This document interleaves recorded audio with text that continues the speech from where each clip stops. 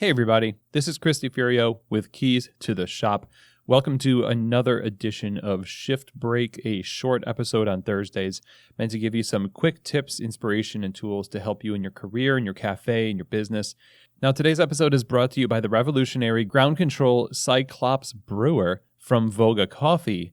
This is a really amazing way to elevate your to-go program, especially if you want better than pour-over coffee, but brewed by the batch at scale. And especially now, since social distancing is the top of mind, it's the new reality. We have to elevate our takeout programs while addressing things like social distancing and safety for customers and employees. You're doing more with fewer employees, and that's why something like the ground control is really amazing, because the ground control allows you to make high-volume filtered coffee, cold brew, iced latte concentrates, iced tea, all with a single barista. And you can brew things like to-go growlers of cold brew or iced lattes in batch to supply to your customers. So this is an extremely versatile piece of equipment. And the technology here allows you to brew some of the most amazing coffee that you've ever had. The systems are also NSF certified, self-sanitizing, and ensures that your beverages are safe at a time where it matters the most, honestly. So a great piece of equipment to own, especially now. To find out more information, go to vogacoffee.com. That's VOGA coffee.com. Today's episode of Shift Break is also brought to you by the amazing folks over at BARATZA. BARATZA designs precision burr grinders with a small footprint that are perfect for both your home and commercial environments. We are seeing a ton of home brewing happening, and grinder sales along with whole bean sales are really picking up. And BARATZA is the perfect choice of grinder to help you facilitate your customer success with your coffee at home and your own coffee on the bar. They really have a commitment to making their customers feel cared for. It's central to everything they do. And they're truly focused on the specialty coffee market and understanding the need for an accurate grind profile that matches the quality, flavor, and roast profiles of all of your coffees and brew methods. There is a BARATZA grinder perfect for every brew method that you can think of. So to find out more information, go to BARATZA.com. Reach out to them. You're going to get some amazing service. They're awesome people. And you're going to find out why they're one of the most trusted, recommended, innovative, and quality-driven companies out there in specialty coffee. Again, go visit them at BARATZA.com. Okay, everyone. So today I have some thoughts for you that I think are really critical to dwell on and meditate on and take action on, honestly. And this is a golden opportunity. And I know that, we talk about opportunity a lot on this show. And I guess I'm not ashamed to talk about it because it's true that this is a window into what is possible with your company in the future. One of the things that I've heard a lot from owners and operators is that what's really encouraging in this time is how we've all banded together. And that's not just across the industry, that's true, but it's also in the store. We're talking about baristas that are still working, but are doing things that were never in their job description to do. Of course, we're not really, at this point, concerned with our job descriptions. We feel the call to urgency, and those who are still operating in the cafe, there's a lot of flexibility being exercised. There's a lot of teamwork, a lot of communication, and checking in. And those who are doing it well are doing all of those things and more, right? And the question comes up for me, what happens after this is all over? What happens when, it reminds me of the relationships that you form and this is not, I realize, the most accurate comparison, but when you go to summer camp and you have these experiences and you say, oh, we're going to write every day. I'm going to miss you so much at the end of this week or 2 weeks or however long your summer camp was. Mine used to be like a week. But because you shared all these experiences together and you had all these, self-revelations together, if you were bonded, right? And you fully expected the momentum of that experience to carry through into normal life, right? But when you got home, you sat on the couch and you wrote to your friends, and your parents took a picture of you writing to your friends. But that lasted, for most of us, maybe a week, maybe not even that. And then life just kind of kept going. And we forgot about that until next year. And then eventually we forgot about it entirely, and it didn't have the same kind of impact. In other words, it didn't change our behavior that much. What I would like to encourage us to do right now, especially if you're in a position of being able to write out and chart a course for policy and systems and just the way things are done and how you curate the culture in your shop, think about how we can continue this in the future. Think about the urgency and the communication and the flexibility and the camaraderie and all that stuff.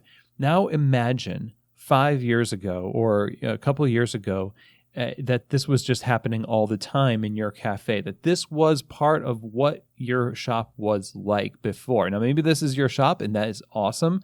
But for most of us in retail, I think the everyday worries, the everyday fires, and the tasks and the minutia that kind of dominate the day, and we feel kind of swept away by the current of business. And now this occasion is so sudden. It's so sudden. It's so forceful that it's caused us to have to rise up to the challenge and fight and do it together. But the question is, and please don't hear this as an indictment, what would have happened if we had exercised the kind of urgency and communication and frequency of meetings and check-ins, etc.?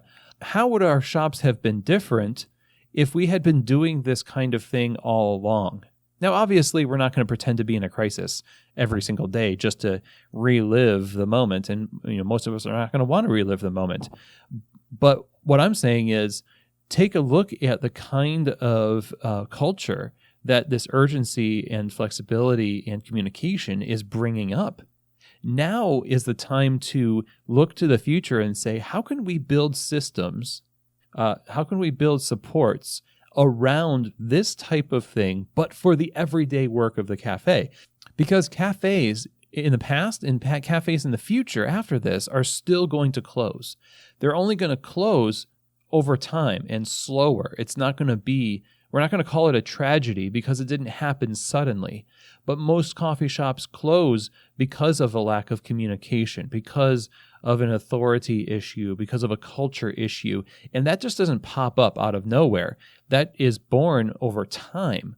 And so there is a sense of urgency that has to be given to how things go after this. If we want the new normal to be a step above culturally where we were, our service, our quality, the way our relationships are in the cafe between us and the customer and each other as peers and as bosses and employees, then we're going to need to look at how we make that happen, not as just an intention of our hearts, but as a matter of policy and as a matter of a priority of time and energy. And that's what I'm encouraged by is I've heard a lot of people talking about, increasing the quality of their coffee in this time. I've heard people talk about redoing some of their policies and their menus to bring more consistency across the board in their cafes. And those are all steps in the right direction to take this kind of urgency for survival that we have now and apply it to the future, because survival is always an issue. It's not as pronounced usually, but again, closure and failure of businesses has happened in the past. It will happen in the future.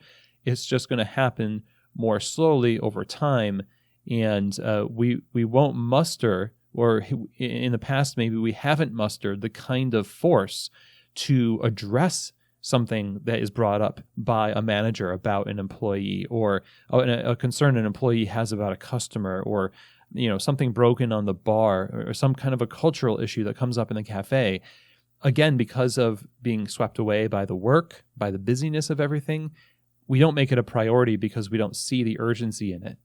This is an urgent situation, but there's urgency in the everyday, and that makes us more resilient when we can create a normalcy for urgency and for care and communication and still be in it together afterwards. instead of everyone being out there on their own, which tends to be sort of the default for cafes, unfortunately, in my experience, that, we have to figure things out on our own. There's a lack of communication. There's we're all kind of trying to interpret things for ourselves. This is the call right now. How do we make a new normal a better normal? How do we actually stay in this together after the hashtag has died and our shop is still there? That is the question. And I think what I see is a lot of people taking the step in the right direction. So I hope that this episode has helped you, maybe inspired some thoughts and inspired you in some way to, take the step in that direction, to continue to be in this together and make it a substantive reality supported by policy and systems and energy and attention. This is what we need to do right now. And this is the time to start really thinking about that and crafting that. So thanks again for joining me. I appreciate all of you. I hope you have a wonderful rest of your day. And I will see you here next week on another edition of Shift Break, from Keys to the Shop.